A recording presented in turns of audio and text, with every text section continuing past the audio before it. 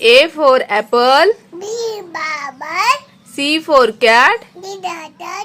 मी एक आई म्हणून अनुभवलेली गोष्ट तुम्हाला सांगते. माझी मोठी मुलगी ध्रुवी जेव्हा लहान होती तेव्हा माझा पूर्ण वेळ मी तिला द्यायची.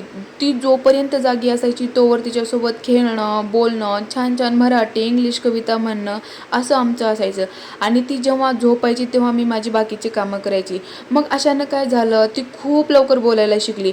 1.5 वर्षाची होईपर्यंत तिला सगळ्या शब्दांचा उच्चार करायला यायचा, जसं की ABCD वगैरे. परंतु आता बच्चू म्हणजे माझा बारका मुलगा 1.5 वर्षाचा झाला आणि त्यांना आता फक्त मम्मी पप्पा आई बाबा दे वगैरे असे काही मोजके शब्द बोलते. ह्याचं कारण काय, मला त्याला जास्त टाइम देता येत नाही, कारण काम करण्यात आणि ह्या दोघांचं आवरण्यात पूर्ण दिवस कुठं जातो समजत पण नाही.